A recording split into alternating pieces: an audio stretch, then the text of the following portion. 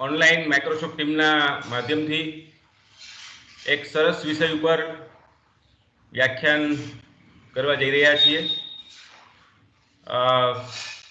नियतिबेन ने जाणीने आनंद थशे के आ बे खंडकाव्यो अत्यारे टीवाईना अभ्यासक्रममां छे। गुजराती श्रेष्ठ गुजराती खंडकाव्यो अने एमां कांतना आ बंने खंडकाव्यो ए अभ्यासमां छे अने एना कारणे राणावाव कॉलेजना विद्यार्थीओ तो आपणा ऑनलाइन माध्यमथी ए जोडायेला छे ज। एनी साथे साथे राणावावनी आसपास एटले के भक्तकवि नरसिंह मेहता युनिवर्सिटी अने एनी संलग्न जे कॉलेजो छे ए कॉलेजोमांथी पण घणा बधा अध्यापक मित्रों अने विद्यार्थी मित्रों आपणी साथे ए जोडायेला छे। आम तो बधाना नामना उल्लेख करीए तो ए समय घणो बधो वीती जाय। तो छेक ए तालाळाथी ए अश्विनभाई छे, बाजुमां गुरुकुल महिला कॉलेजमांथी शर्मिष्ठाबेन छे, લુણાવાડાથી એ સંજય છે, પડદરીથી એ ધર્મેશ પરમાર છે, લાલન કોલેજમાંથી ચૈતાલીબેન અને વંદનાબેન રામી છે। તો તમે જુઓ આ એક આમ તો મિની ગુજરાત એક અહીંયા ઊભું થયું છે। તો એક સરસ મજાના વિષય ઉપર તમે એ વાત કરવાની હા પાડી એ માટે સરકારી વિનયન કોલેજ રાણાવાવ આપનો એ આરંભે જ હૃદયથી આભાર માને છે। આજે ભક્તકવિ નરસિંહ મહેતા યુનિવર્સિટીમાં અંગ્રેજી વિષયની આરડીસી હોવાના કારણે અમારા આચાર્ય શ્રી ડૉક્ટર કે બુદ્ધભટ્ટી સાહેબ એ આપણી વચ્ચે ઉપસ્થિત નથી રહી શક્યા, પણ એમણે ચોક્કસ આપણા કાર્યક્રમમાં એમની હૂંફ અને એમનું માર્ગદર્શન એ ચોક્કસ રહ્યું છે। એ અનિવાર્ય કારણોસર એ નથી રહી શક્યા, એની નોંધ આપણે આરંભે એ લઈ લઈએ। તો તમે જુઓ કે આપણે આજે એવા વિષય ઉપર વાત કરવા જઈ રહ્યા છીએ। ખંડકાવ્ય આપણે એ સાહિત્ય સાથે બીજા વિદ્યાર્થીઓ પણ છે ત્યારે આપણે એક વાતની નોંધ તમે એ લેશો જ, છતાં આરંભે એક વાત હું કરું કે પાશ્ચાત્ય સાહિત્યથી પ્રભાવિત થયેલું જે ગુજરાતી સાહિત્ય છે, મોટાભાગનું જે સાહિત્ય સ્વરૂપો આપણે ત્યાં આવ્યા એ સાહિત્ય સ્વરૂપો ક્યાંક ને ક્યાંક પાશ્ચાત્યના પ્રભાવથી આવ્યા। એ પછી નાટક હોય, એ નવલકથા હોય, એ વાર્તા હોય, એ સોનેટ હોય, એ ગઝલ હોય, કોઈક ને કોઈક એ પરભાષાના પ્રભાવથી એ ગુજરાતી ભાષામાં એ આવ્યા છે। એની સરખામણીએ ગુજરાતી ભાષાનું પોતીકું જો કોઈ સાહિત્ય સ્વરૂપ હોય તો એ ખંડકાવ્ય છે। કોઈ પણ પ્રકારના પ્રભાવ વિના એ કાંત એની એ કવિ પ્રતિભાથી આપણી વચ્ચે એક નવું એક સ્વરૂપ એ ગુજરાતી ભાષામાં લઈને આવે છે। અને આ ખંડકાવ્યની શરૂઆત એ કાંત એ કરે છે। જો કે એમના ખંડકાવ્યમાં એના ખંડકાવ્યના અભ્યાસ પછી એક સરસ મજાનું વિધાન આપણને એ ચંદ્રકાંત ટોપીવાળા આપે છે। ઘણીવાર આપણને ખબર નથી હોતી કે આ વિધાન કોનું છે, પણ ચંદ્રકાંત ટોપીવાળા એક સરસ મજાનું વિધાન આપે છે। એમ કહે છે કે કાંત પહેલા કે પછી ખંડકાવ્યો લખાયા જ નથી। તો આપણે ઘણીવાર કહેતા હોય આ વિધાન એ ચંદ્રકાંત ટોપીવાળાનું છે। જોકે એ વિધાન એ આજના સંદર્ભે એ પુનઃ વિચાર માગી લે એ પ્રકારનું ચોક્કસ છે। તો પણ એમાં કોઈ શંકાને સ્થાન નથી કે જે કાંત છે એ ખંડકાવ્યના પુરસ્કર્તા જ નહીં પણ એક ઉત્તમ કવિ છે। આપણે એમ કહી શકીએ કે કાંતે કદાચ એમનો જે પૂર્વાલાપ છે એ પૂર્વાલાપના બદલે એમણે 4 ખંડકાવ્યો આપ્યા હોત તો પણ ગુજરાતી ભાષામાં એ અમર કવિ એ ગણાત।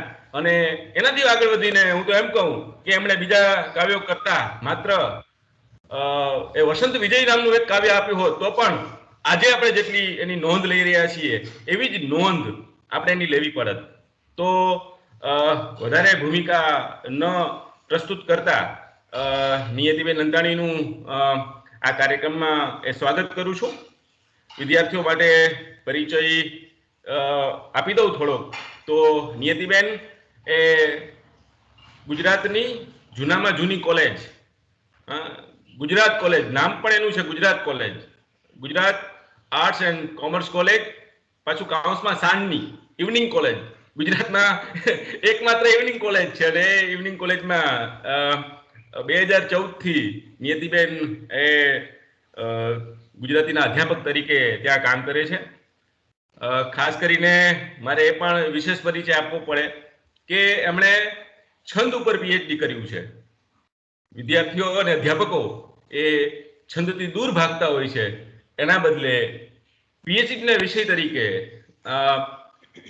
નિયતિબેને એ છંદ જેવો એ વિષય પસંદ કર્યો હતો.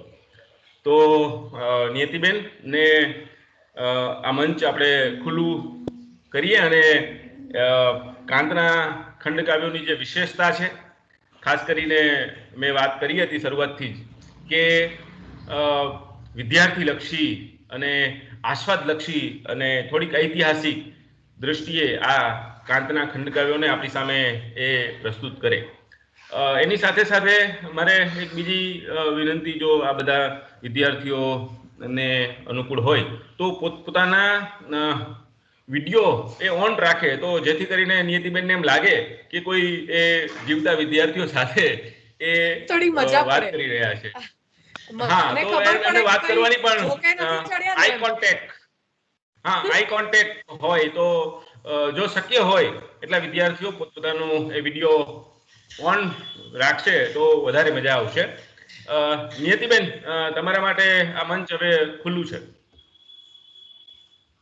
ખૂબ ખૂબ આભાર હિરજીભાઈ. ખાસ તો સરકારી કોલેજ રાણાવાવ તમારા આચાર્ય શ્રી બુદ્ધભટ્ટી સાહેબ અને ગુજરાતી વિભાગના અધ્યક્ષ એવા હિરજીભાઈ પોતાના વિદ્યાર્થીઓને બીજા શિક્ષકને સોંપવા એ પોતાના બાળકને બીજા કોઈ પાસે પેરેન્ટલ કરાવવા જેવી આખી વાત છે.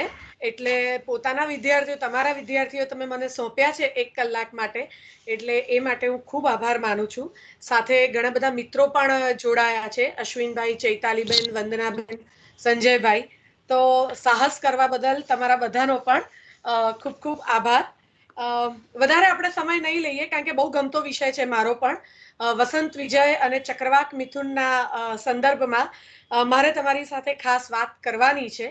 તો શરૂઆત કરીએ એ પહેલા કાંતનું, જેને કહેવાય કે નિતાંત પ્રકૃતિના સૌંદર્યને વર્ણવતી એવી જે પંક્તિઓ છે અને સ્રગ્ધરા છંદમાં જે રચાયેલી છે, ધીમે ધીમે છટાથી કુસુમરજ લઈ ડોલતો વાયુ વાય, ચોપાસે વલ્લીઓથી પરિમલ પ્રસરે, નેત્રને તૃપ્તિ થાય.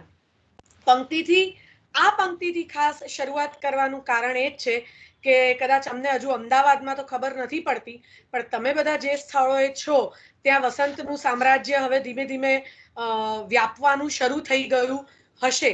અને થોડા સમયમાં વસંત પંચમી પણ છે લગભગ. એટલે મેં કીધું ને કે વસંત હવે ત્યાં બધે પૂર્ણપણે ખીલવા આવી હશે. અમે થોડા કમ નસીબ છીએ આ બાબતમાં, મોટા શહેરમાં છીએ એટલા માટે. પણ એવા આ સમયમાં આપણે જ્યારે વસંત વિજય વિશે વાત કરવાની છે ત્યારે મારે ખાસ કહેવું કે વસંત વિજય, હિરજીભાઈએ કીધું એ પ્રમાણે કે કાંતે કશું જ ના લખ્યું હોત અને માત્ર વસંત વિજય એટલી એકમાત્ર ખંડ કાવ્ય લખ્યું હોત તો પણ ગુજરાતી કવિતાના શિરમોર ઉપર કાંત બિરાજમાન થાત જ. એમાં કોઈ અતિશયોક્તિ પણ નથી એમ કહીએ તો પણ ચાલે.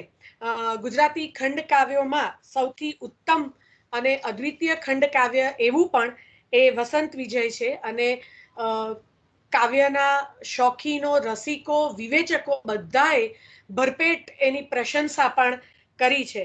તો એવા આ વસંત વિજય ખંડ કાવ્ય વિશે આપણે આજે વાત કરવાની છે. મહાભારતના આદિ પર્વમાંથી વસંત વિજયની આ કથા જે છે એ લેવામાં આવી છે. અને આમ તો વસંતનો વિજય, બરાબર, એક તત્પુરુષ સમાસ પણ અહીંયા આગળ એના શીર્ષકમાં છે. અને વસંત ઋતુનો વિજય અહીંયા આગળ નરેન્દ્ર છે, પાંડુ રાજા માટે નરેન્દ્ર શબ્દ વાપરવામાં આવ્યો છે. કાંતે કેમ વાપર્યો છે એની પણ આપણે અહીંયા આગળ થોડી વાત કરીશું.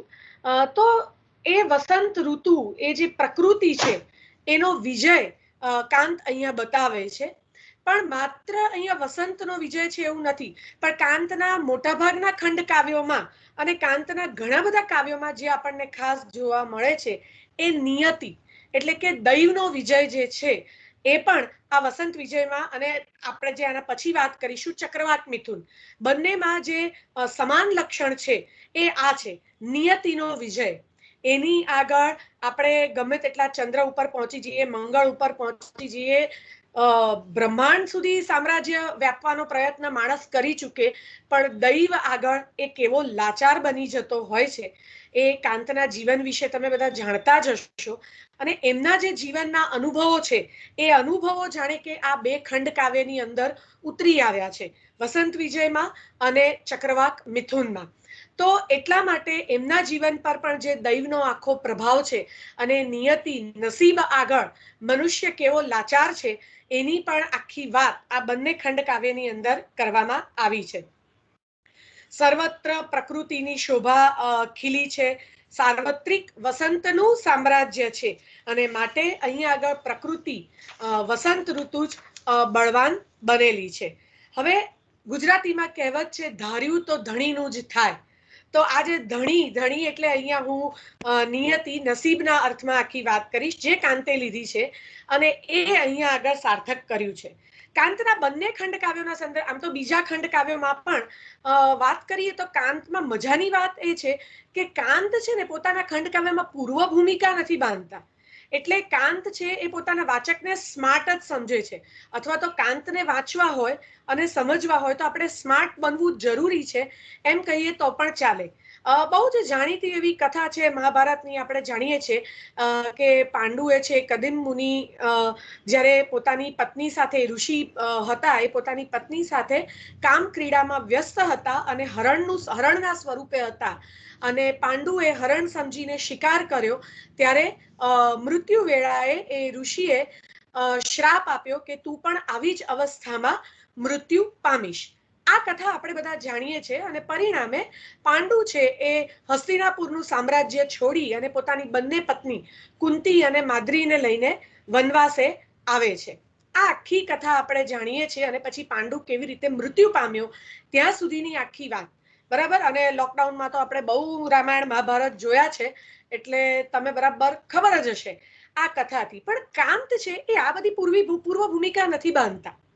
એ તો જે પાંડુનું જે આખું મનોમંથન શરૂ થાય છે અને વસંતનું જે સામ્રાજ્ય શરૂ થાય છે ત્યાંથી જ એ પોતાનું ખંડ કાવ્ય શરૂ કરે છે. અને કાંત છે ને એ ચક્રવાત મિથુન કે પછી વસંત વિજય હોય કે અતિ જ્ઞાન હોય, કાંત હંમેશા એક એના છંદની લાક્ષણિકતા કહી શકો, અનુષ્ટુપ છંદ છે એ હંમેશા કથક માટે વાપરે છે. ખંડ કાવ્ય આમ જુઓ તો એક જાત એની અંદર કથા આવે છે, એક વાર્તા એની અંદર આગળ વધતી હોય છે, બરાબર. તો એ કાંત છે એ નેરેટર તરીકે જે પણ કોઈ પંક્તિ, નેરેટર એનો જે કથક હોય એના ભાગે જે પણ પંક્તિ બોલવાની શરૂઆત થાય એ જનરલી સામાન્ય રીતે અનુષ્ટુપ છંદમાં કરે છે. બીજી કાંતના ખંડ કાવ્યની એક લાક્ષણિકતા એ છે બંને ખંડ કાવ્યમાં કે આરંભની પંક્તિ જ તમને અંતનો અંદેશો આપી દે છે. એટલે મેં કીધું ને કે કાંતના વાચક અને કાંતને જો ભાવ રસમાં ઉતારવા હોય તો સ્માર્ટ બનવું બહુ જરૂરી છે. વાચક તરીકે આપણે સ્માર્ટ બનવું બહુ જરૂરી છે. અને અહીંયા પણ કાંત નહીં નાથ ન જાણો કે સહવાર છે, આ બધું ઘોર અંધારું હજી તો બહુ વાર છે. માદ્રીના આ જે આશંકા ભર્યા વચનો છે ત્યારથી આ ખંડ કાવ્યની જે છે એ આખી શરૂઆત થાય છે. રાત્રે દુઃસ્વપ્ન આવે છે અને પાંડુ જાગી જાય છે. હજુ પૂર્ણ રાત્રિ થઈ નથી ગઈ, મતલબ પૂર્ણ સવાર નથી થઈ. અર્ધ રાત્રિ અને અર્ધ સવાર વચ્ચેનો આખો જે સમયગાળો છે, અને બહાર અંધારું છે, કંસારી તમરાના અવાજ આવે છે. તમે શાંતિથી આખું ખંડ કાવ્ય વાંચવા જાઓ ને તો કાંતની જે ચિત્રણ કલા છે, આખા એ અવાજો તમને કહેવાય કે આ ઇન્દ્રિય સંતર્પકતા છે. આપણા કાનમાં પણ એ જે અંધારામાં જે કંસારી અને તમરાના અવાજો છે એ બોલવાના શરૂ થઈ જાય છે. એટલે દુઃસ્વપ્ન આવતા પાંડુ જાગી જાય છે અને પોતાની કુટીરમાં એ ઊભો થાય છે અને આસપાસ થોડો આંટો મારવાનો પ્રયત્ન કરે છે, જેથી કરીને દુઃસ્વપ્નને કારણે મનમાં જે અજંપો આવ્યો છે એ અજંપો દૂર થાય.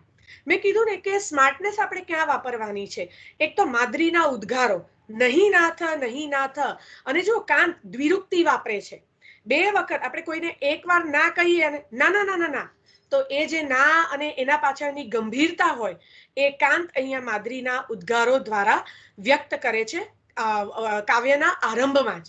તો એના માટે એટલે ત્યાં જ આપણને અંદેશો આવી જાય કે હવે જે આ આખું ખંડ કાવ્ય છે એ પ્રકૃતિના સૌંદર્ય, શૃંગાર વર્ણન આ બધાને સાથે લઈને ચાલશે, પણ અંતે તો પેલી ગ્રીક ટ્રેજેડીની જેમ એ કરુણાંતિકામાં જ સમાપન એનું થશે. તો આ દ્રષ્ટિથી આખું કાવ્ય છે એ આગળ વધે છે, પણ આવી ગંભીર માદ્રીના ઉદ્ગારો દ્વારા આખા વસંત વિષયનો છે એ ઉઘાડ થાય છે. અને ખંડકાવ્યનું જે પ્રમુખ લક્ષણ છે, જે નાટ્યાત્મક હોવું જોઈએ ખંડકાવ્ય, એ ત્યાંથી જ જાણે આ સંવાદોથી જ આખી શરૂઆત થઈ ગઈ છે. એટલે ઇન્દ્રિય સંતર્પકતા આગળ વધશે, પણ જે આ એક નકારાત્મકતાનો અથવા તો ભવિષ્યનો જે અંદેશો છે ત્યાંથી એ ખંડકાવ્યો છે એ આરંભ થાય છે. અને કાંતની જે આખી રચનાની રીતિ છે એની આ ખૂબ જાણીતી લાક્ષણિકતા છે કે ખંડ કાવ્યનો નાટ્યાત્મક ઉઘાડ. અને ઊંઘ નથી આવતી એટલે પાંડુના મનમાં વિચાર આવે છે, ખુલ્લા પ્રદેશ પર જઈ ફરું થોડી વાર, ઉઠ્યો નરેન્દ્ર મનમાં કરી એ વિચાર. હવે જો અહીંયા કે પાંડુ માટે નરેન્દ્ર શબ્દ કાંત છે એ વાપરે છે. શા માટે? હવે આ પ્રદેશમાં જઈને વિચાર એટલે ખુલ્લા પ્રદેશમાં જઈને પાંડુ બહાર નીકળવાનો વિચાર કરે છે. માદ્રીના ઉદ્ગારો એને સંભળાય છે અને ત્યારે પાંડુ છે એ એને કહે છે કે હું સ્વસ્થ જ છું, આ તો ઊંઘ ઉડી ગઈ એટલે જરાક હું લટાર મારી રહ્યો છું. આ વાત કરે છે અને માદ્રી પાછી છે એ પોતાની નિદ્રામાં સરી જાય છે અને પાંડુ છે એ બહાર નીકળે છે. હવે જે પેલું દુઃસ્વપ્ન છે એ પાંડુના અંત સાથે અનુસંધાન સાધે છે. એને વસંતનું જે સામ્રાજ્ય ફેલાયું છે અને એને કારણે માદ્રી સાથેના જે ભૂતકાળના સુખદ સંસ્મરણો છે એ સજાગ થઈ જાય છે, એના મનમાં જાગૃત થઈ જાય છે. એની સાથે ગાળેલી જે બધી સુખદ પ્રણયની પળો હતી એ બધી પાંડુના મનમાં સજાગ થઈને બહાર આવે છે અને એ માદ્રી નિવાસ બાજુ આખું બધું ભ્રમણ કરી અને પાછો માદ્રી નિવાસ બાજુ આવે છે. હવે મજાની વાત એ છે કાંત જે ક્યાં આગળ પોતાની જે લીલા છે એ પ્રસરાવે છે. વસંતની લીલા તો પ્રસરી જ છે, પણ કાંત પણ પોતાની લીલા ક્યાં પ્રસરાવે છે? તો માદ્રી વિલાસ, એને ક્યાં જવું તું? માદ્રી નિવાસ આગળ જઈને એ પાંડુ છે ઊભો રહી જાય છે. એટલે જ્યાં પેલું જેને કહેવાય ને કે એક તમારું નિયતિ નક્કી હોય કે આ જ જમીન તમને લઈને જશે કે આ જ સ્થળ લઈને જશે, તો એ પાંડુ છે એ જ બાજુ ખેંચાણ અનુભવીને જાય છે. અને માદ્રી જે ગાઢ નિદ્રામાં સૂતેલી છે અને એનું જે સૌંદર્ય છે, હવે પાંડુને આખો વિચાર શું આવે છે? બરાબર, પાંડુને વિચાર શું આવે છે કે માદ્રી, હવે જેને કહે કે તમે રસ ભણ્યા હશો ત્યારે એમાં આલંબન અને ઉદ્દીપન વિભાવ આવ્યો હોય, એટલે અહીંયા વસંત ઋતુ છે એ વિભાવ તરીકે ખીલી તો છે જ, એમાંય પાછું માદ્રીનું સૌંદર્ય. અને એણે ઝીણા વલ્કલ, ઝીણા વસ્ત્રો પહેર્યા છે એટલે એનું જે સૌંદર્ય છે એ વસ્ત્રોમાંથી ખીલીને બહાર આવે છે. એટલે સ્વાભાવિક રીતે જે પાંડુના મનમાં જે એક આખો શૃંગાર રસ ઉદ્ભવ્યો હતો એ માદ્રીની આ પરિસ્થિતિ કે એના આ સૌંદર્યને જોઈને વધારે ઉદ્દીપ્ત થાય છે, એમ કહીએ તો પણ ચાલે. એટલે પાંડુના મનમાં વિચાર આવે છે કે વનવાસે પણ માદ્રીના સૌંદર્યને જરાય ઝાંખું પડવા દીધું નથી અને એની આગળ માદ્રી નિવાસ તરફ જતા પહેલા પાંડુ એ વિચાર કરી ચૂક્યો છે, સૌંદર્ય શું, જગત શું, તપ એ જ સાથી.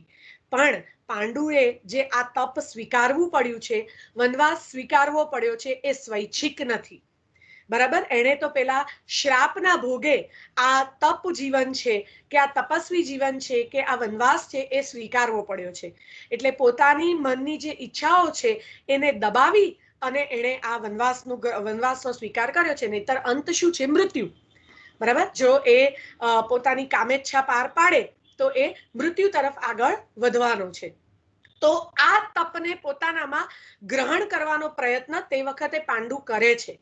પણ જેવો એ માદ્રી નિવાસ તરફ જાય છે અને માદ્રીના પ્રાકૃતિક સૌંદર્યને જુએ છે ત્યારે પેલું જે સૌંદર્ય શું, જગત શું, તપ એ જ સાથી, એમાં તપ એ જ સાથી વિસરાઈ જાય છે અને પોતાની જે જીવન સાથી છે, જીવન સંગીની છે, એ માદ્રી પ્રત્યે એ એક અદમ્ય આકર્ષણ અનુભવે છે. માદ્રી સફાળી જાગી થાય છે, માદ્રી આખી પરિસ્થિતિને પામી પણ જાય છે અને એટલે એ લાચારી અનુભવે છે.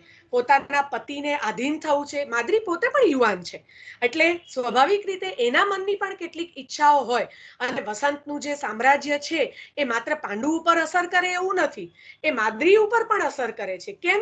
કારણ કે પેલું દૈવ નિર્માયેલું છે, બરાબર ને? આ બંનેની ઈચ્છા હોય તો જ પ્રણય પરાકાષ્ઠાએ પહોંચવાનો, એ બહુ સ્વાભાવિક વસ્તુ છે. તો એ જે છે એ દૈવ છે, એ પોતાનો ખેલ રચી રહ્યો છે, પણ છતાં આનો અંત પતિનું મૃત્યુ છે.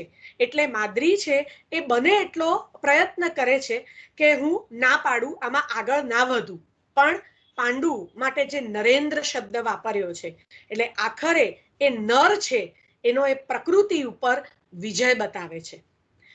કાંત છે એટલે એના માટે નરેન્દ્ર શબ્દ ખાસ વાપર્યો છે. રાજા અને એવું બધું નહીં, નરેન્દ્ર, બરાબર? તો એ જે છે એ ઇન્દ્રનો, નરમાં ઇન્દ્ર એવો છે, બરાબર? અને એ પ્રકૃતિ ઉપર પોતાનું સામ્રાજ્ય સ્થાપીને રહે છે અને માદ્રીની જે લાચારી છે એ પણ ત્યાં ઓગળી જાય છે અને બંને એકબીજામાં ભળે છે. હવે કાંતની મજા એ પણ છે કે એ પછી એવું નથી કહેતા કે આખરે પાંડુ મૃત્યુ પામ્યો. ના, જેમ એ કાંત છે એ શરૂઆતમાં પણ કોઈ પૂર્વ ભૂમિકા નથી બાંધતા, એવી રીતે અંત પણ એ પોતાના વાચકો ઉપર, પોતાના ભાવકો ઉપર છોડી દે છે, બરાબર? એટલે આ કાંતની એક આખી મજા છે. અને જે માદ્રી છે એ જોડે જોડે લાચારી અનુભવતી જાય છે અને મનમાં પાછી જે દ્વિધા છે, નિહાળું છું શું હું મનહર વસંત પ્રહરને, અરે રે શેની શું અનુભવ કરું છું અસર એ. એટલે મારો વાંક નથી, આ તો જે છે એ બધી વસંતની અસર છે, એમ માદ્રીને મનમાં થયા કરે છે. જો ખંડકાવ્યનું એક લક્ષણ એ સંઘર્ષ પણ છે. નાટ્યાત્મક હોવું જોઈએ ખંડકાવ્ય, અને એવું કહેવાય છે કે નો કોન્ફ્લિક્ટ નો ડ્રામા, બરાબર? એટલે સંઘર્ષ વગર એ નાટ્ય ક્ષણ સંભવતી નથી. તો ખંડકાવ્યમાં પણ આ વસ્તુ આખી જરૂરી છે. એટલે આ જે સંઘર્ષ છે એ પેલો સ્થૂળ સંઘર્ષ નથી, પણ સૂક્ષ્મ સંઘર્ષ છે અને એમાં પણ માદ્રીનો મનોગત સંઘર્ષ આખો અહીંયા આગળ બતાવવામાં આવ્યો છે. પોતાના પ્રેમથી એ વિવશ છે, પોતાના સ્વામીની ઈચ્છાથી એ વિવશ છે. એને અંત ખબર છે કે જો આ પ્રણય ચેષ્ટા થઈ તો પોતાના સ્વામીનો અંત આવશે, એ એને ખબર છે. પણ છતાં જે આપણી સંસ્કૃતિ જે છે પુરુષ અને પ્રકૃતિની, તો એ પુરુષ અને પ્રકૃતિનું મિલન થવું તો જરૂરી જ છે. એ એક આખી વાત લઈને પણ કાંત છે એ માદ્રી દ્વારા પોતાની લાચારીને બાજુ પર મુકાવી અને પોતાના સ્વામી તરફ જવાની એને એક અંતસ્ફૂર્ણા પણ આપે છે. એટલે આ રીતે પણ જે કાંત છે એ તમને એના અંત તરફ લઈ જવા માટે અને અંતને જે છે ને એ જેને કહેવાય કે જસ્ટિફાઈ, ન્યાયી કરવાનો પ્રયત્ન કાંત કરે છે. અને બીજી એક વાત એ છે કે કદાચ આ અંત નિશ્ચિત જ હતો, તો પછી શા માટે જે એકાદ અતૃપ્ત ઈચ્છા છે, અથવા તો શા માટે જે પેલું સ્નેહનું બંધન છે એને જોડે લઈને ના ચાલીએ? એટલે આવી પણ એક વાત એ કાંત છે એ કરે છે. અને જ્યારે આપણે ચક્રવાત મિથુન ઉપર જઈશું ત્યારે પણ આ એક વાત આપણે કરીશું કે કાંતના પોતાના જીવનમાં એમની પ્રથમ પત્નીનું અવસાન થયું, જેને પુષ્કળ પ્રેમ કરતા હતા. બીજી પત્ની આવી, બીજી પત્નીને પણ એ ખૂબ પ્રેમ કરતા હતા, એ પત્નીનું પણ અવસાન થયું. અને કાંત છે એ હંમેશા જે આખું જે એમનું ખ્રિસ્તી ધર્મ તરફનું એમનું જે આખું પ્રયાણ થયું, તો એમાં એક વિચારસરણી આખી ભાગ ભજવે છે કે જે હાલનું જીવન છે એમાં કદાચ તમારી સાથે કાયમી કોઈ નથી, પણ જે મૃત્યુ પારનો પેલો જે પ્રકાશ છે, જીવન પારનો જે પેલો પ્રકાશ છે, ત્યાં તો કદાચ એ તમારી ગમતી પ્રિય વ્યક્તિ તમને મળવાની જ છે. એટલે અહીંયા પણ આપણે એ વસ્તુ, ચક્રવાત મિથુનમાં પણ આ વસ્તુ આવશે. એટલે મૃત્યુ છે એ ગૌણ બની જાય છે પ્રણયની સામે. તો કાંત પોતે પણ એ જ વિચારસરણી અને એ જ વિચારસરણી એમના આ વસંત વિજય ખંડ કાવ્યની અંદર પણ આવે છે કે જે પ્રણય છે, સ્નેહ છે, એને પામી લેવું અને એને પામતા જો મૃત્યુ આવે તો એ મંજૂર છે, પેલા નરેન્દ્રને પણ અને એની અર્ધાંગિનીને પણ. તો એ એક આખી વાત છે એ. અને બીજો એક સરસ શબ્દ જે આ કેટલાક શબ્દો કાંત બહુ સરસ વાપરે છે.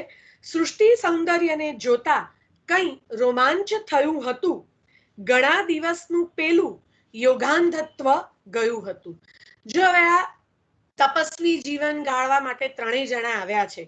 કુંતા છે એ કુટીરમાં નથી, એ પોતાની કુટીરમાં નથી. આ બધા જેને કહેવાય ને કે પેલા વાતાવરણ ઊભું થઈ રહ્યું છે પાંડુ અને માદ્રીને ભેગા કરવાનું. અને યોગાંધત્વ એટલે મેં તમને કીધું ને કે એ તપસ્વી જીવન પાંડુએ સ્વીકારવું પડ્યું છે, સ્વૈચ્છિક નથી. એટલે જે પેલો યોગ છે બરાબર, એમાં ક્યાંક અંધત્વ આવી ગયું છે એમ કહીએ તો પણ ચાલે. બહુ સૂચક આ શબ્દ છે એટલા માટે. અને આ પાંડુનું જે યોગત્વ છે એ બુદ્ધ કે મહાવીર જેવું નથી, બરાબર. એ પરાણે સ્વીકૃતિ પામેલું આખું યોગત્વ છે. એટલે કારણ કે ઋષિનો શ્રાપ છે એટલે એ ખંડિત થાય જ. એ વાતને પણ કાંત છે એ અહીંયા આગળ પુષ્ટિ આપે છે. અને ચોમેર ખીલેલી જે પ્રકૃતિ છે એ મદદ કરે છે. નિયતિના આ ખેલને મદદ કરવા માટે વસંત છે એ હાથો બને છે એવું પણ કહી શકીએ, અથવા તો નિયતિને મદદ કરવા માટે વસંત છે એ મુખ્ય હીરો બની અને આગળ આવે છે. એટલે ભલે પેલો નરેન્દ્ર છે ત્યાં આગળ, પણ પાંડુ અહીંયા નાયક નથી બનતો. અહીંયા નાયક બને છે વસંત. આખરે વિજય વસંતનો થાય છે. પેલું જે પરાણે રીતે મેળવેલું યોગત્વ છે કે તપસ્વી જીવન છે એનો અહીંયા આગળ વિજય થતો નથી. એટલે એ અંત તરફ કાંત છે એ આપણને ખાસ લઈ જાય છે, બરાબર. અને એટલા માટે કાંત કે પણ છે, પ્રસંગ બદલાતા એ સિદ્ધાંત વિસરી ગયો, મટી તાપસ એ પાછો ભરતા સ્વામી ખરે થયો. એટલે પેલી માદ્રી ઇનકાર કર્યા કરે છે, ના ના ના ના પાડ્યા કરે છે, પણ બધું વિસરી ગયો અને પોતે ભરતા એનો સ્વામી થયો. એટલે સ્વામી આગળ તો સ્વાભાવિક રીતે જે સ્ત્રી છે એ સમર્પિત થવાની જ છે, અને માદ્રી છે એને સમર્પિત થાય છે. પ્રકૃતિનું પણ કેવું સરસ મજાનું સુંદર વર્ણન છે. વહી જતા ઝરણા શ્રમને હરે, નિરખતા રચના નયનો ઠરે, મધુર શબ્દ વિહંગ બધા કરે, રસિકના હૃદયો રસથી ભરે. એટલે જોડે જોડે પ્રકૃતિને પણ કાંત લઈને ચાલે છે. એટલે તમને ક્યાંય એવો વિચાર ના આવે કે થોડો વાર અરે પાંડુ મરી જવાનો હતો, ખબર હતી, શા માટે કાબુ ના કર્યો? પણ ના કરી શકે કાબુ. એટલી સુંદર પ્રકૃતિનું વર્ણન પણ કાંત જોડે જોડે કરે છે. એટલે કદાચ કાંત છે એ પેલી નિયતિને ન્યાય આપવાનો પ્રયત્ન કરી રહ્યો છે કે ભાઈ નિયતિનો ખેલ છે, એને મૃત્યુ સુધી પહોંચવાનું છે, પણ એ મૃત્યુ સુધી પહોંચવા માટે આ બધા પરિબળો, એટલે માણસની શું વિસાત કે એ નિયતિ આગળ ટકી શકે, નસીબ આગળ ટકી શકે. કારણ કે કાંત પોતાના અંગત જીવનમાં પણ આ આખી ઘટનાઓને, આ આખી વાતને અનુભવી ચૂક્યા છે. એટલા માટે એ અહીંયા આગળ પણ ઉલ્લેખ કરે છે. અને એટલા માટે ધીમે ધીમે છટાથી કુસુમરજ લઈ ડોલતો વાયુ વાય, ફૂલોની સુગંધોને લઈને આખો જે વાયુ છે બરાબર, આપણી ઘ્રાણેન્દ્રિયને, એટલે આપણે નાકને સતેજ કરે એવી ઇન્દ્રિય સંતર્પકતા લઈ અને કાંત છે એ આગળ વધે છે. અને પાંડુ છે એ માદ્રી અને પાંડુ બંનેનું મિલન થાય છે.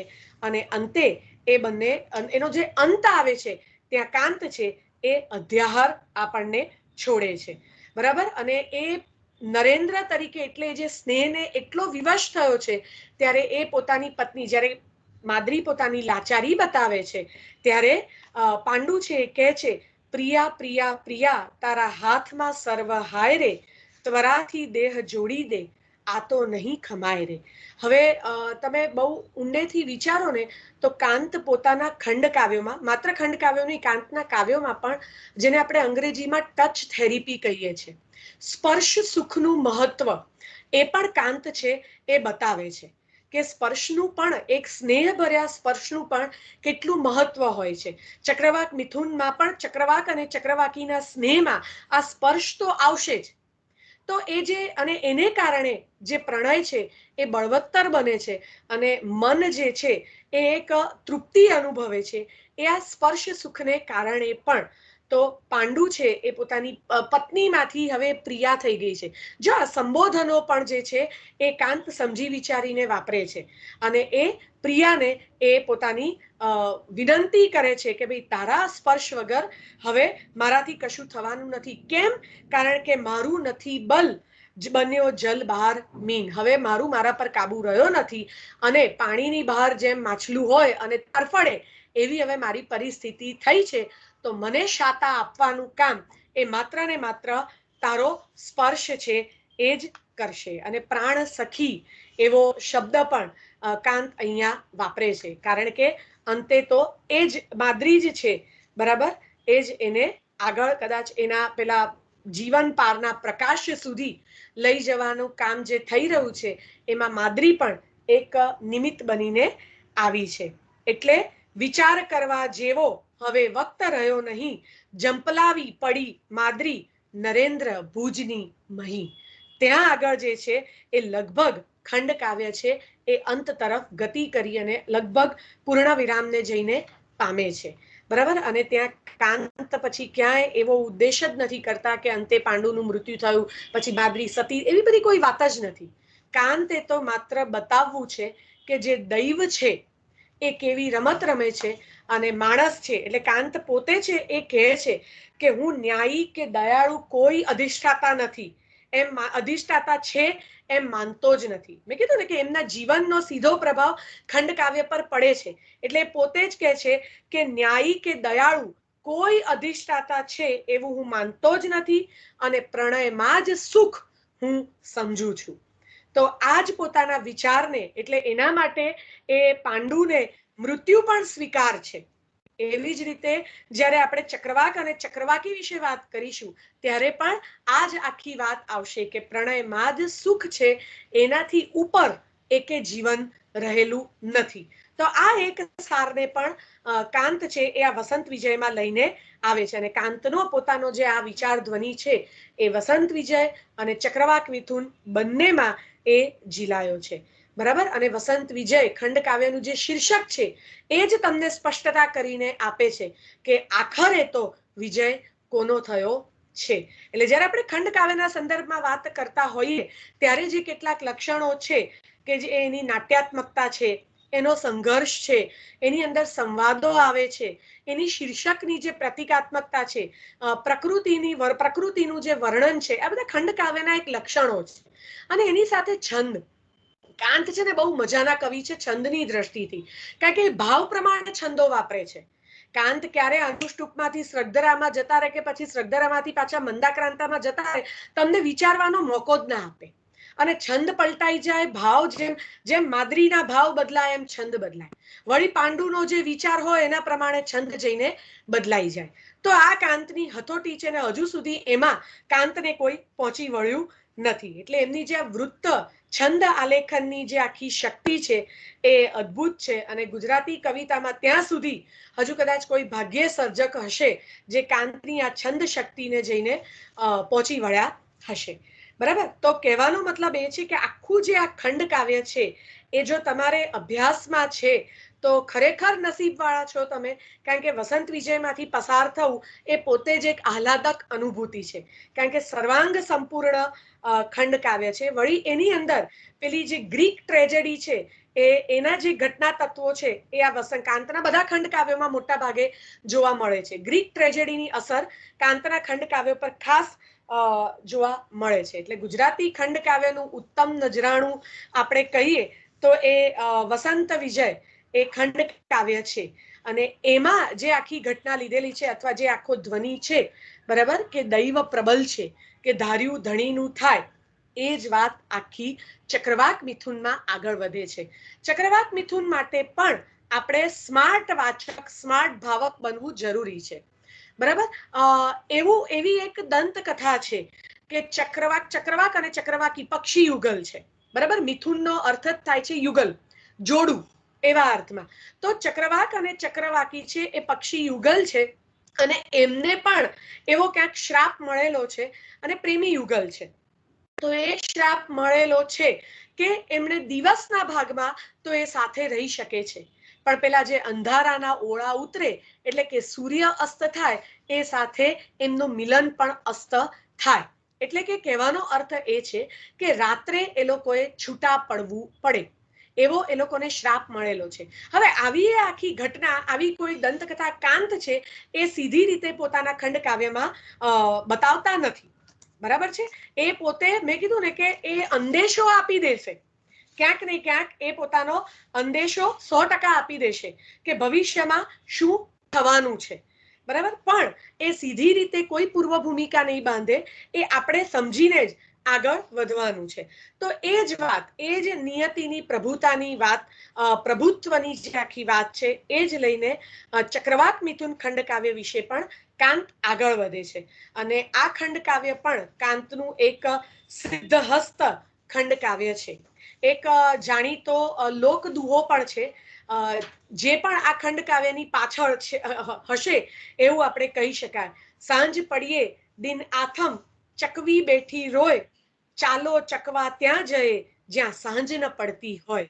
અને આ દુહા ઉપર કાંત રચે છે, લાંબા છે જ્યાં દિનપ્રિય સખી, રાત્રિએ દીર્ઘ તેવી, આ ઐશ્વર્ય તો પ્રણય સુખની, હાય આશ જ કેવી.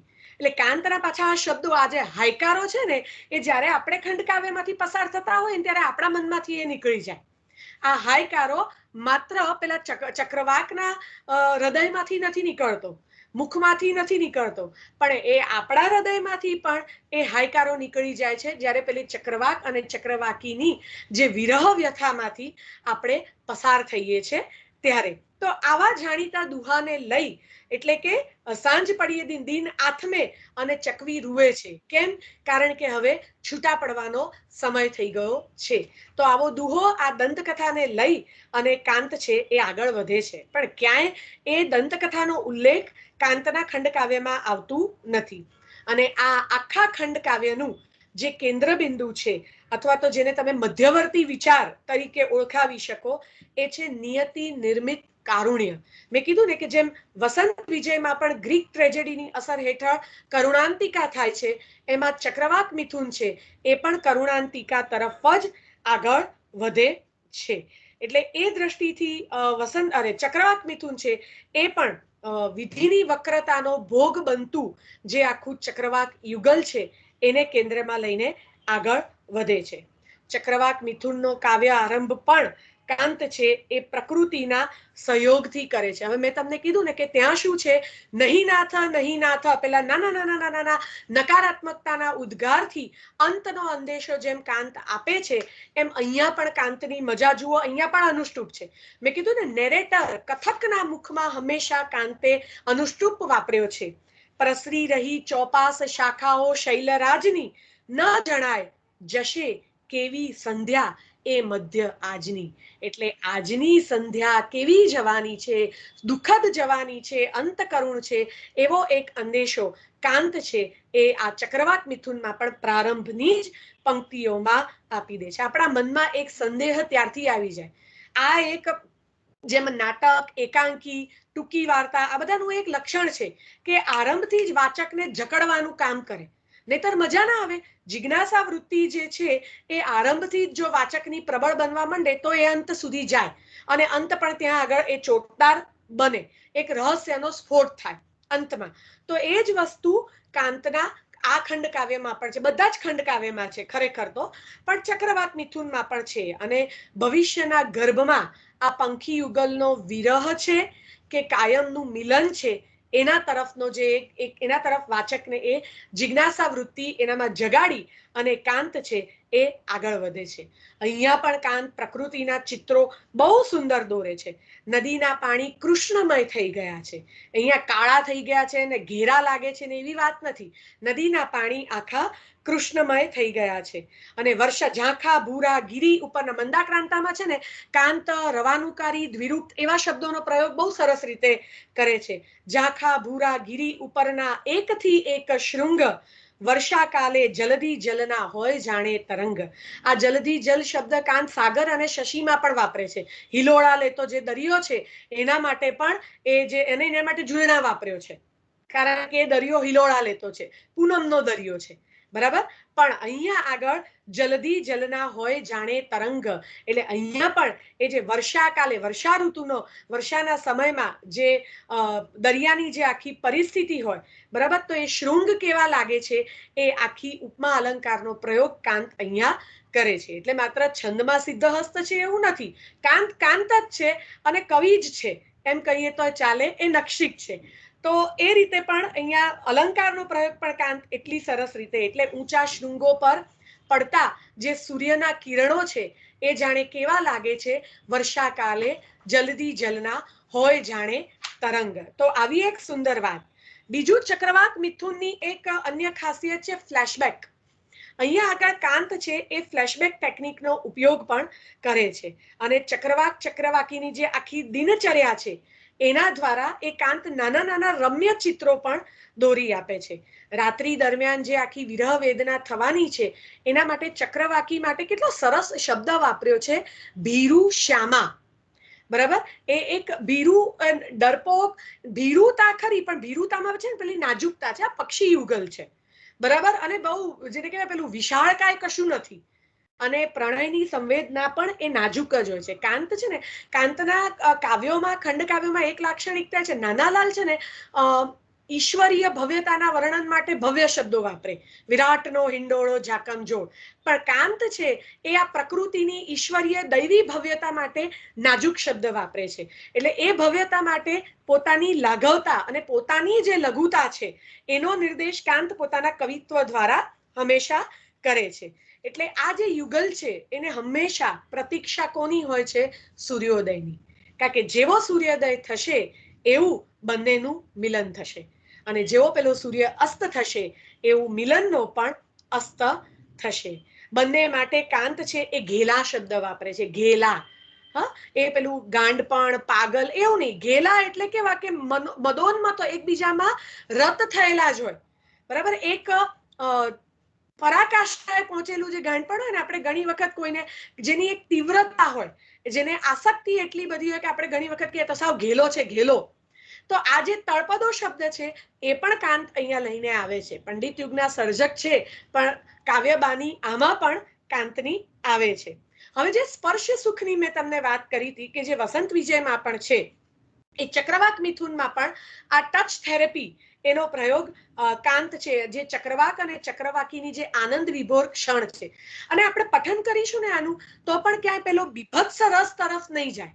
એ જે શૃંગાર છે એની પણ એક ઉત્તમ કલા એ અહીંયા દેખાય છે. શાખાઓમાં તરુવર તણી ચક્રવાકી છુપાતી, બંને રમત રમે છે. પ્રણયની ક્રીડા પણ આખી કેવી છે? ચક્રવાકી છુપાતી શોધી કાઢે દૈત નયનો જોઈને રૂષ્ટ થાતી. એટલે એને શોધવા માટે જે પેલા બહાવરા બનેલા આંખો, આ બહાવરી બનેલી આંખો છે ચક્રવાકની, બરાબર, એ જોઈને પેલીને મજા પડે છે. આ પ્રણયની એક મસ્તી છે. ચંચુ ચંચુ મહી લઈ પછી પક્ષને પક્ષમાં લે. પક્ષી છે, બરાબર, એટલે પાંખોને પાંખોમાં લે છે, ચાંચને ચાંચમાં લે છે. આ ટચ થેરેપી છે કાંતની. જે ત્યાં પાંડુ માદ્રી પાસે જે સુખ માંગે છે એ જ સુખનો અનુભવ આ ચક્રવાક અને ચક્રવાકી ક્રીડા એવી કઈ કઈ કરે મૌગ્ધ્યમાં દંપતી તે. બંને જાણે પોતાની આ આખી જે મુગ્ધાવસ્થા છે એની અંદર કાર્યરત રહેલા છે. એને બીજું કશું જ ત્યાં દેખાતું નથી. એટલે અંત તરફ જતા પહેલા ચક્રવાક અને ચક્રવાકીની આવી કેટલીક પ્રણય કીડાની સુખદ ક્ષણોનું વર્ણન પણ કાંત અહીંયા આગળ કરે છે. પણ પોતાના મનનો પણ જે પેલો વિરહ હોય છે ને, અને પોતાના જીવનમાં જે પણ જે કાંતની પ્રણયની અતૃપ્તિ છે એ અહીંયા પણ ક્યાંક છે. પ્રણયની પણ તૃપ્તિ થતી નથી, પ્રણયની અભિલાષ જતી નથી. સમયનું લવ ભાન રહે નહીં, અવધિ અંકુશ સ્નેહ સહે નહીં. પ્રણય વસ્તુ જેવી છે, ગમતી વ્યક્તિ સાથે સમય ક્યાં જતો રહે ખબર ના પડે, બરાબર ને. સુખના દિવસો ટૂંકા જ લાગે અને ઓછા જ લાગે, આ બધું સ્વાભાવિક છે. તમે હું બધા જ આ અનુભવતા હોઈએ છે. તો પછી કાંતે એમાંથી બાકાત ના રહે, પાંડુએ એમાંથી બાકાત ના રહે, અને ચક્રવાકી એટલે કે પૃથ્વી પરના કોઈ પણ જીવ છે એ આ પ્રણયની અભિલાષામાંથી બાકાત રહેતા નથી. પણ આ બધા ઉપર સામ્રાજ્ય કોણ કરે છે? નિયતિ. એની સત્તા જે છે એ સાર્વત્રિક છે. એટલે શું થાય છે? અંધારાના પ્રલય જલથી યામિની પૂર્ણ ઘોર. હવે જો આ રાત્રિનું સૌંદર્ય પણ કવિઓ વર્ણવે છે, પણ આ લોકો માટે રાત્રિ સુંદર નથી. ચક્રવાક કે ચક્રવાકી માટે રાત્રિ છે એ સુંદર નથી. અંધારાના પ્રલય જલથી યામિની પૂર્ણ ઘોર. સંપૂર્ણ એ જાણે કે કરાલ થઈ ગઈ છે, જાણે કે ભયાનક થઈ ગઈ છે એવી આખી વાત. એ બહુ જ ગંભીર રીતે કાંત છે એ આ લયને પણ પ્રયોજીને આગળ વધે છે. અને જે પ્રણય ક્રીડાની મોહ નિદ્રામાં આ યુગલ આખો દિવસ હતું, એ આ યામિની એટલે કે રાત્રિ પ્રસરતા પેલી નિદ્રામાંથી મોહમાંથી જાગે છે. અને જે પેલો મિલનનો જે પડદો હતો, બરાબર, એ જે ભ્રમ હતો એ બધું તૂટે છે. સત્ય શું છે? હવે છૂટા પડવાની ક્ષણ આવી ગઈ છે. એટલે બહુ સુંદર રીતે અંધારું થતા યામિનીના જળ, બરાબર, એ જેને કહેવાય કે કૃષ્ણમય થઈ ગયા છે, શ્યામ બની ગયા છે. સ્વેચ્છા નાવા કુટિલ કૃતિના મંદ્ર અવ્યક્ત શોર. અને બંનેના મનમાં અવ્યક્ત થતો એક આખો શોર છે, બરાબર, એ વ્યાપી ગયો છે. અને ઊંડાણોમાંથી પડી સૂઈ જતો નિષ્ઠુર પ્રાણ કાલ, આભાસોથી થતું યુગલ ઉન્મત્ત એ સ્નેહ બાલ. બરાબર, અત્યારે તો આપણને આ આભાસી વૃત્તિઓનો ખાસા લગભગ વર્ષ થવા આવ્યું ત્યારથી આપણે આ આભાસી જીવન જ જીવીએ છીએ, વર્ચ્યુઅલ રિયાલિટીમાંથી જ આપણે જીવીએ છીએ. તો આ લોકોની વર્ચ્યુઅલ રિયાલિટી પણ આ જ છે કે દિવસ જ છે, રાત્રિ એમના માટે છે નહીં. તો આ એક વર્ચ્યુઅલ રિયાલિટી ચક્રવાક મિથુનની છે, બંને યુગલની આખી છે. અને અહીંયા પણ કાંત એ જ કહે છે કે માણસ છે એ સર્વસત્તાધીશ નથી. કાંતે બધા જ ખંડ કાવ્યોમાં આ જ વાતનો ઉલ્લેખ સતત કર્યો છે. અને જે ત્રીજો ખંડ, સીધી રીતે ખંડ નથી પાડ્યા, પણ આખો જે વિચાર ભાવ બદલાય છે. અને ત્રીજો ખંડ જે ચક્રવાક મિથુનનો શરૂ થાય છે, ધીમે ધીમે ગતિ કરી જતો પશ્ચિમે સૂર્ય જેમ ઉડી બંને ગ્રહણ કરતા ઉન્નત સ્થાન તેમ. જ્યાં સુધી પેલા જો આ કેટલી બધી જેને કહેવાય કે એકબીજા સાથે રહેવાની એક, આપણે પણ આપણી ઈચ્છાની પૂર્તિ કરવા માટે, આપણું ધાર્યું આપણું ગમતું કરવા માટે ઘણી વખત બનતા, જેને કહેવાય ગુજરાતીમાં છે મરણિયા પ્રયાસો આપણે કરતા હોઈએ છીએ. તો આ એવી વાત છે. ધીમે ધીમે ગતિ કરી જતો સૂર્ય પશ્ચિમમાં ગતિ કરતો આગળ જાય છે. એટલું જેમ જેમ સૂર્ય જ આગળ જાય છે એમ આ ચક્રવાક અને ચક્રવાકી બંને ઉન્નત શિખરો સર કરતા બંને ઉપર અને ઉપર ઉડ્યા જાય છે. કેમ?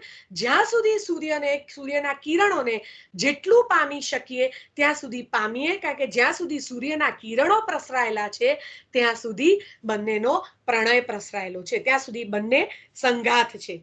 પણ દ્રષ્ટિ પ્રેરે વિતત ગગને કાંતિ કઈ ના જણાય. પણ આખરે તો સૂર્ય આથમવાનો જ છે, એટલે હવે ધીમે ધીમે પેલું જે તેજ છે, કાંતિ, એ આથમવા માંડી છે.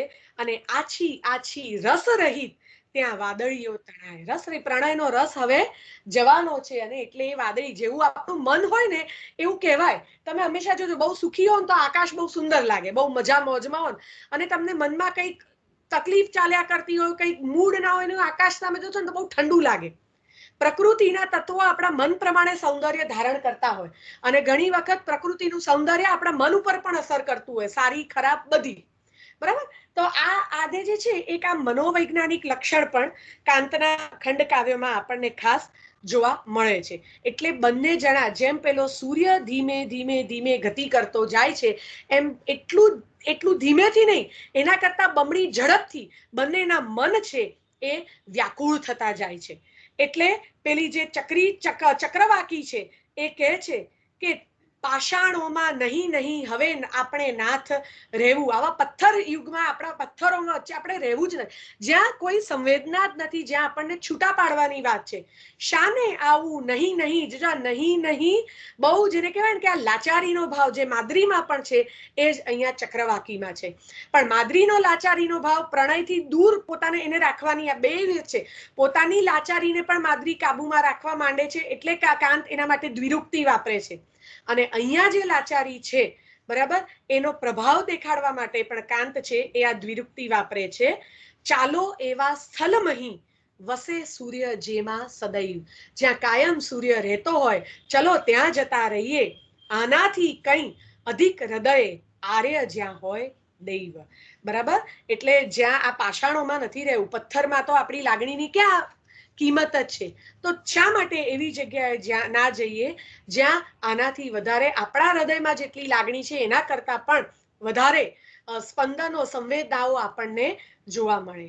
એટલે નિયતિ નિર્મિત જે આખો વિરહ છે એ ચક્રવાકી માટે બહુ જ અસહ્ય થઈ ગયો છે. એ જે નિયતિની નિષ્ઠુરતા જે છે એ અહીંયા આગળ એ આ નહીં નહીં આપણે રહેવું એ આમાં અહીંયા આગળ પ્રગટ થાય છે. અને ત્યાં આગળ આપણું પણ હૃદય જાણે કે ચિરાઈ જાય છે ને આપણને એમ પણ થાય છે કે નહીં નહીં નહીં ભાઈ સૂર્ય રોકાઈ જા, બરાબર, થોડોક વખત માટે પણ રોકાઈ જા. અને એટલા માટે હવે અહીંયા ચક્રવાત છે એને પ્રેક્ટિકલ, જેને આપણે અંગ્રેજીમાં કહીએ ને એને પ્રેક્ટિકલ બતાવ્યો છે. વ્યવહારવિદ લાંબા છે જ્યાં દિન પ્રિય સખી, રાત્રિએ દીર્ઘ તેવી, આ ઐશ્વર્ય પ્રણય સુખની, હાય આશજ કેવી. એ પ્રેક્ટિકલ છે કે ભાઈ 6 મહિનાનો દિવસ હોય તો 6 મહિનાની રાત પણ હોવાની જ છે. એટલે આપણા નસીબમાં જે વિરહ છે એને કોઈ મિથ્યા કરી શકવાનો નથી. એટલે એવી કોઈ જગ્યા નથી કે જ્યાં આપણે જઈએ. એટલે કહેવાનો મતલબ એ છે, પેલી છે ને ઊંચી નીચી ફર્યા કરે આ જીવનની ઘટમાળ, ભરતી એની ઓટ છે ને ઓટ પછી જુવા. તો આ જે આખું નિયતિનું જે ચક્ર છે એ આખા આ ચક્રવાક અને ચક્રવાકી, એટલે ચક્રવાક છે એ ચક્રવાકીને સમજાવવાનો પ્રયત્ન પણ કરે છે. તો ત્યારે હવે શું, જ્યાં જઈશું ત્યાં આજ જો આપણે ભોગવવાનું હોય, આજ સહન કરવાનું હોય, તો પછી જેમ નરેન્દ્રના ભુજમાં પેલી જઈને પડી, માદરી જઈને સમાઈ ગઈ, એવી જ રીતે તો પછી આપણે શા માટે એવી કોઈ જગ્યાએ જઈએ કે જ્યાં દિવસ અને રાતથી આપણે પર હોઈએ. બરાબર? આ જે આખું ક્ષુલ્લક જે આખી વસ્તુ છે, બ્રહ્મ સત્ય અને જગત મિથ્યા સુધીની આ આખી વાત જતી રહે. તો એ જે સત્ય છે, શા માટે એવી જગ્યાએ એવું આપણે કંઈક પસંદ ના કરીએ. અને બંને જણા ઊંચેથી નીચે ખીણ તરફ ગહન ગતિ કરતા બતાવવામાં આવ્યા છે. અને એક આખું જે કાંતનું તત્વદર્શન છે એ આ અંતિમ પડાવમાં ચક્રવાક મિથુનમાં ખાસ દેખાય છે. અવર કાંઈ હવે ઉપાય નથી, હવે બીજો કાંઈ ઉપાય નથી. વિરહ જીવન સંહર્યેમથી, જો આ જીવન જીવશું તો વિરહ સિવાય કોઈ ઉપાય નથી. વહનમાં પડીએ દિન દેખતા, નયન મીચી કરી દઈએ એકતા. તો પછી હવે કાયમી એકતા કેવી રીતે લાવવી? બરાબર? આ છૂટા પડવું, ભેગા થવું, આ નિયતિના ચક્રને તોડી કેવી રીતે નાખવું? તો કાયમી એકતા કેવી રીતે લાવવી? તો એ વિહંગ દંપતી ઊંચે ને ઊંચે ઉડ્યા જ કરે છે અને અંતે ખીણમાં પડતું મૂકે છે. તો મેં કીધું ને કે જે પેલું કેવી જશે સંધ્યા મધ્યે આજની, પહેલી જ પંક્તિમાં કાંત છે એ આપણને અંદેશો આપી દે છે. અને કેવી જઈ રહી છે આ સંધ્યા, આહા આહા અવર દુનિયા ધન્ય, એ બોલતામાં નીચે નીચે ઉતરી પડતું વેગથી દંપતી ત્યાં છે ને, આહા આહા નીચે નીચે, આ કારીગરી છે કાંતની. સંવેદનાની પ્રભાવકતા બતાવવા માટેની આ દ્વિરુક્તિઓ. અને અંત ક્યાં આવે છે? અધિક એહ પ્રકાશ થતો જતો, જીવન પાર તો પ્રકાશ જ પ્રકાશ છે. એટલે સૂર્યનો જે પ્રકાશ હતો એ ભલે પશ્ચિમ તરફ ગતિ કરીને નમી ગયો, પણ આ લોકોએ જે રસ્તો લીધો છે એ રસ્તે તો અધિક એહ પ્રકાશ, ત્યાં અંધકાર નથી, ત્યાં માત્ર ને માત્ર પ્રકાશ છે. જવ જનાર તણો વધતો જતો, અમિત એ અવકાશ તણીમહી, કહી અચેતન એકે દિશે નહીં. હવે એ પેલી જડતામાંથી બહાર આવી ગયા છે, જ્યાં માત્ર ચેતના જ એક સત્ય છે. બરાબર? અને અહીંયા પણ પ્રણય ખાતર જેમ પાંડુ અને માદ્રી પોતાનો આત્મભોગ આપે છે, એમ ચક્રવાક અને ચક્રવાકી એ પણ પ્રણય ખાતર પોતાનો આત્મભાગ વાપરે છે. આયની ઓફ ફેટ, વિધિની વક્રતા અને નાટ્યાત્મક વક્રતા, આ બંને વસંત વિજય અને ચક્રવાક મિથુન એના મુખ્ય લક્ષણોમાંના એક છે.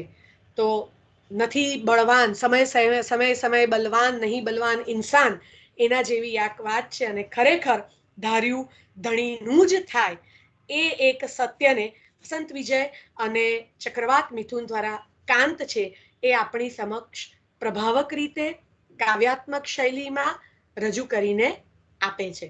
તો આટલી થોડીક વાત મારે તમને બંને ખંડ કાવ્યોના સંદર્ભમાં કરવાની હતી. આશા રાખું છું કે તમને થોડી ઘણી સમજ પડી હશે અથવા થોડું ઘણું કદાચ ગમ્યું હશે, પણ આવી સરસ તક આપવા બદલ ફરી એક વખત તમારા બધાનો આભાર માનું છું. મને પોતાને પણ ખૂબ અને મજા એ પડી. સારું કર્યું હિરજીભાઈ કે ચહેરાઓ સરસ મજાના સામે દેખાય છે, કારણ કે શિક્ષક માટે શિક્ષક છે ને એ પેલો ચહેરાનો ફેસ રીડર હોય, કારણ કે ખબર પડી જાય કે વિદ્યાર્થીઓ ઝોકા ખાય છે કે ખુલ્લી આંખે છે. તો એ બહુ સારું થયું, એટલે એ બહુ મજા પડી. તો ફરીવાર ખૂબ ખૂબ આભાર તમારા બધા. ખૂબ ખૂબ આભાર નિયતિબેન. બંને ખંડકાવ્યોની સરસ રીતે તમે છણાવટ કરી. 2-4 મિનિટ આપણે એ રીતે લઈએ કે કોઈ વિદ્યાર્થીઓને કઈ પ્રશ્ન પૂછવાની ઈચ્છા થતી હોય કે નિયતિબેને જે વાત કરી એની સામે કોઈ પ્રશ્ન હોય એને સમજવા માટેનો, તો એના માટે આપણે 5 મિનિટ એવો સમય રાખીએ કે એ પોતાની વાત અથવા પોતાને કઈ પ્રશ્ન પૂછવો હોય તો વિદ્યાર્થીઓ પોતાનો પ્રશ્ન પૂછી શકે છે. પોતાનું માઇક અનમ્યુટ કરી અને એને જો પ્રશ્ન પૂછવાની ઈચ્છા હોય તો પ્રશ્ન પૂછી શકે છે.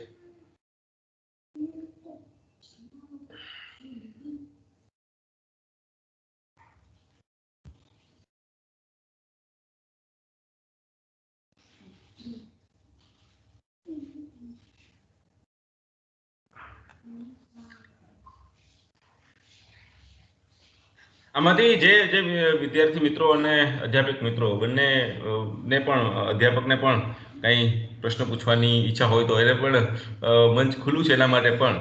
અને પ્રશ્ન એ પૂછી શકાય છે, અને હિરજીભાઈ ક્યાંક કંઈક ઉમેરણ કરવું હોય, સુધારો વધારો કરવો હોય તોય એમાં કશો જ વાંધો નથી. પછી આ જો કોઈ પ્રશ્ન પૂછી લે તો પછી નહીં તો હું થોડીક વાત 5 મિનિટ હું કરું હમણાં. ચોક્કસ. કોઈને પ્રશ્ન પૂછવો હોય તો પેલા અશ્વિનભાઈ કઈ પ્રશ્ન હોય તો અશ્વિનભાઈ.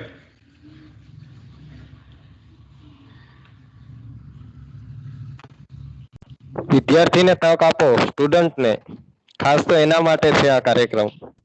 હા, સરસ. અમારા વિદ્યાર્થીઓને હું આમંત્રણ આપું કે કોઈને પ્રશ્ન હોય, કેમ કે 10 વિદ્યાર્થી જોડાણા છે અમારી કોલેજના. બરાબર. સારું, તો જે કોઈને પ્રશ્ન હોય તો ચોક્કસ પોતાનું માઇક અનમ્યુટ કરી અને એ પ્રશ્ન પૂછી શકે છે. આમ તો પૂરતી તો નહીં, નિયતિબેને બહુ સરસ રીતે આખી વાત આપણી સામે મૂકી.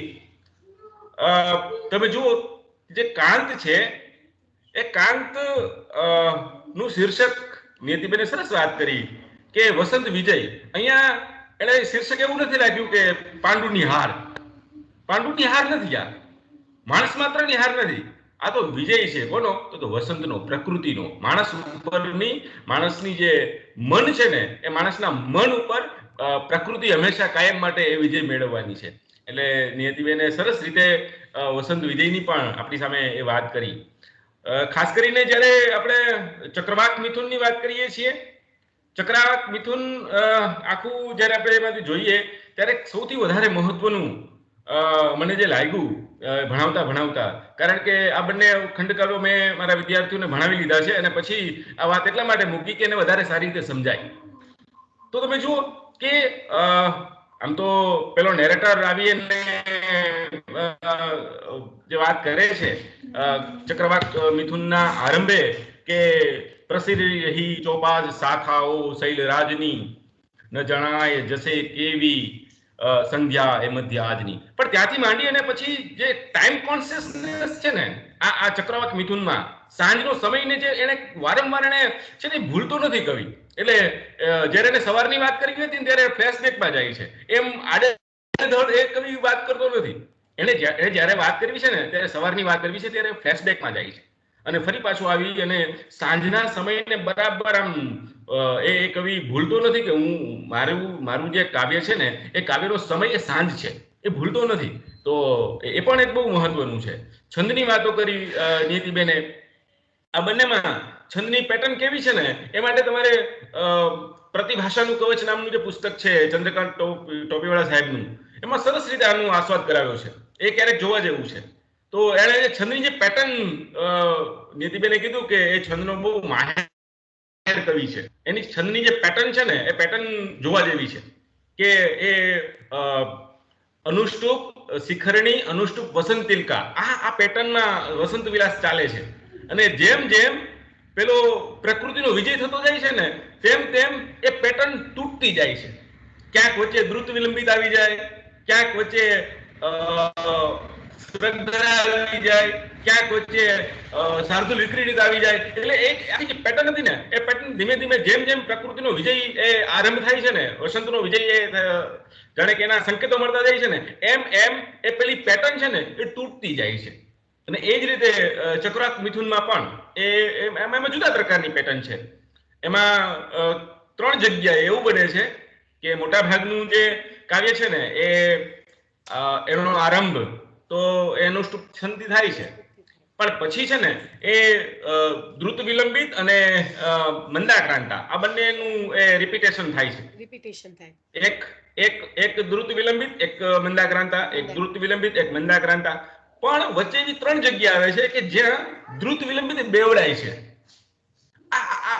અને દ્રુત વિલંબિત શું કામ બેવડાય છે? તો આ પણ બહુ મજાની વાત છે.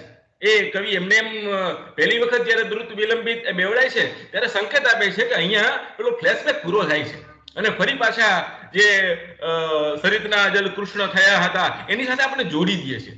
એટલે આ જે પેટર્ન છે ને એ જ્યાં સુધી આપણે કાંતના ખંડકાવ્યોની વાત કરતા હોઈએ અને કાંતના છંદમાં એને વાપરેલી પેટર્નને જરાક જુદી રીતે જયારે જોઈશું ને ત્યારે આપણને એ ખંડકાવ્યો વધારે સારી રીતે એ સમજાશે. તો મને લાગે છે કે આજનો આપણો સમય એ અહીંયા એ પૂરો થયો છે. આની સાથે સાથે મારે એ પણ એક નાની એવી જાહેરાત એ કરવી છે કે આજે જેમ આપણે વસંત વિજય અને ચક્રવાક મિથુનની વાત કરી એમ હવે પછીના સમયમાં 3 ખંડકાવ્યોના વ્યાખ્યાનો હજી રાખવાના છે. ત્યારે પણ તમામ કોલેજના વિદ્યાર્થીઓ અને અધ્યાપકો જોડાઈ શકે છે અને એ પણ આપણા અભ્યાસક્રમના જ જટાયુ, શિખંડી અને બાહુક આ 3 બહુ આધુનિક મહત્વના ખંડકાવ્યોની વાત હવે પછીના આપણે વ્યાખ્યાનો એના રાખવાના છીએ. એટલે પેલા ટોપીવાળા સાહેબનું જે વાક્ય મેં આરંભે લીધું હતું ને કે કાંત પહેલા અને પછી ખંડકાવ્યો લખાયા નથી, એ કદાચ 15-20 વર્ષ પહેલા સાચું હતું, પણ એ આજે એ વાક્ય સાચું નથી. કારણ કે આધુનિક યુગમાં કેટલાક એવા કવિઓ આવ્યા કે જેણે એ વિધાનને ફરી પુનઃ વિચાર માટે આપણને મજબૂર કર્યા. ખાસ કરીને એ બાહુક હોય, એ વિનાયક હોય, એ જટાયુ હોય, વખાર હોય કે શિખંડી હોય, આવા ખંડકાવ્યો એ આપણને આજે મળ્યા. એ કદાચ 15-20 વર્ષ પહેલા આ વિધાન ટોપીવાળા સાહેબનું સાચું હતું, પણ આજે આપણે એ વિધાનને જરાક પુનઃ વિચાર પણ એ માગી લે એવું આ વિધાન છે. તો હવે પછીના જે ગુજરાતી ભાષાના જે ઉત્તમ ખંડકાવ્યો છે, શ્રેષ્ઠ ખંડકાવ્યો છે, એવા બાહુક, જટાયુ અને શિખંડી વિશે પણ સમયાંતરે હવે પછીના એ વ્યાખ્યાનો એ આપણે રાખીશું. ત્યારે પણ તમામને આ પ્રકારે લિંક દ્વારા ચોક્કસ અમે નિમંત્રણ પાઠવીશું અને ગુજરાતની વિવિધ કોલેજોમાંથી વિદ્યાર્થીઓ જોડાયા, અધ્યાપકો જોડાયા, આ બધાનો ફરી વખત એ સરકારી વિનયન કોલેજ રાણાવાવ વતી આભાર માનું છું. ખાસ કરીને નિયતિબેનનો આભાર માનું કે એમણે પોતાનો એક સરસ મજાનો 1 કલાકનો સમય અમારા માટે ફાળવ્યો અને એક સરસ વાત એમણે અમારી સામે મૂકી. તો અહીંયા આપણે આ કાર્યક્રમની પૂર્ણાહુતિ કરીએ અને છતાં કોઈને છેલ્લે પણ કોઈને પ્રશ્ન હોય અથવા કંઈ કોઈને કહેવું હોય તો 2 મિનિટ આપણે આપીએ છીએ. કોઈનો પ્રતિભાવ આપવો હોય, કોઈ અધ્યાપક કે વિદ્યાર્થીને, તો પણ આ મંચ ખુલ્લું છે. નમસ્તે ભાઈ, પ્રોફેસર આપી ગવર્નમેન્ટ આરઆર પાલન કોલેજ ભુજ હમણાં ટ્રાન્સફર થઈ છે, કોલેજનું નામ યાદ આવી જાય છે. બહુ સરસ આયોજન હતું. કાંત જેવો વિષય અને નિયતિબેન સામે વક્તા હોય એટલે પ્રવાહ ધસમસતો આવે, એમાં નવાઈની વાત જ ન હોય. હું ને ચેતનાલીબેન સાથે કામ કરી રહ્યા હતા, પેલા ગુણવરોનું કામ સાઈડમાં મૂકી દીધું અને નિયતિબેનને સાંભળ્યા કે આપણે કંઈક લઈએ. બહુ સુંદર આયોજન ભાઈ, અઢળક શુભેચ્છાઓ. નિયતિબેન તમને તો અભિનંદન જ અભિનંદન. અરે સહભાગી બનીએ એનો આનંદ. ખૂબ ખૂબ આભાર.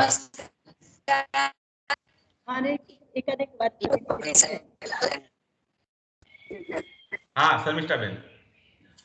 સર મારે કેવું હતું કે ખંડકાવ્યો 2 એક વસંત વિજય ને બીજું ચક્રવાત મિથુન 1 કલાકની અંદર પોઈન્ટ ટુ પોઈન્ટ એક્ઝેક્ટલી સરસ રીતે સમજાવવું એ અઘરું છે. નિયતિબેને જે કઈ વાત કરી એમના લેક્ચરમાં વક્તવ્યમાં મને એટલો બધો આનંદ એટલા માટે છે કારણ કે જે મુદ્દાઓ ઘણી વખત વિદ્યાર્થીઓને સમજાતા નથી એમણે એ સચોટ મુદ્દાઓને પસંદ કરીને પોતાની સમય મર્યાદામાં એકદમ સુંદર રીતે એનું આખું વિવરણ કરી નાખ્યું. મેડમ એ ખરેખર એક વાત કહેવી જોઈએ કે આવા ખંડકાવ્ય ચલાવતી વખતે અમારે ઘણી વખત 2-3 લેક્ચર જતા રહેતા હોય તોય અમને મનમાં એવી ક્યાંક સંદિગ્ધતા હોય કે વિદ્યાર્થી બરાબર સમજ્યા હશે કે કેમ. ત્યારે આવા સુંદર આપના વક્તવ્ય માટે હું મારા વિદ્યાર્થીઓ વતી અને મારી સંસ્થા વતી આપની ખૂબ ખૂબ આભારી છું. અને ખાસ Hirjibhai madam thank you madam. એમાં એવું છે શર્મિષ્ઠાબેન, હું છે ને એકચ્યુઅલી કાંતના પ્રેમમાં છું, બહુ સાચું કહું તો. એટલે કાંતનું નામ મારાથી ડૂબાડાય નહીં એટલે હું બને ત્યાં સુધી પ્રયત્ન કરતી હોઉં છું કે મેડમ બીજી પણ એક વાત છે કે જે નિયતિબેન નું નામ જ મેં આપ્યું હતું કે કાંતમાં તો નિયતિબેન શ્રેષ્ઠ રહેશે. તમારી સાથે તમારા નામ સાથે જોડાયેલી એક વાત એ પણ છે કે કાંતના ખુદના જીવનની નિયતિ પણ એટલી કરુણ હતી કે એમના હૃદયમાંથી આવા ખંડકાવ્યો આવે જ આવે, એમાં કોઈ સવાલ જ નથી મેડમ. એટલે એ પણ એક વાત છે, તમે એને સ્પર્શી શક્યા ને એ બહુ મોટી વાત છે. તો ખૂબ ખૂબ આભાર આપનો મેડમ, ખૂબ ખૂબ આભાર. નમસ્તે હિરજીભાઈ. અમારા લાલન કોલેજના ભૂપતિ સાહેબ, અમારા લાલન કોલેજના ભૂપતિ સાહેબ નું આયોજન હોય અને સંયોજક તમે હોય એટલે તમે લાલન કોલેજ અને નિયતિબેન બોલતા હોય એટલે અમને તો 3 ગણો આનંદ, બહુ મજા. અને નિયતિબેન નો લાભ હજી પણ અમારા વિદ્યાર્થીઓ સુધી વહેંચવાનો છે એટલે યુટ્યુબ ની લિંક તમારી પાસે માંગેલી છે, ખાસ મોકલજો. ખંડકાવ્ય અમારે આવતા સત્રમાં છે અને અમને વિદ્યાર્થી થવાનું આજે નિયતિબેન બહુ ગમ્યું છે, બહુ મજા આવી. અને લાલન કોલેજ ને વહેલી તકે મળે એવી અમારી બંનેની ઈચ્છા છે વંદનાબેન સાથે. એટલે આપણે કઈક ગોઠવીએ ફરી પાછું હિરજીભાઈ જેવું સાહસ કરી એવું. અને બહુ મજા પડી, બહુ મજા પડી. ખૂબ ખૂબ આભાર નિયતિબેન. અને અહીંયા આપણે આ કાર્યક્રમની પૂર્ણાહુતિ કરીએ અને ફરી વખત આવા જ કોઈક ઉપક્રમે ફરી પાછા મળીશું એવી આશા સાથે અહીંયા આ કાર્યક્રમ આપણે પૂરો જાહેર કરીએ છીએ. ખૂબ ખૂબ આભાર આપ સૌનો. Thank you.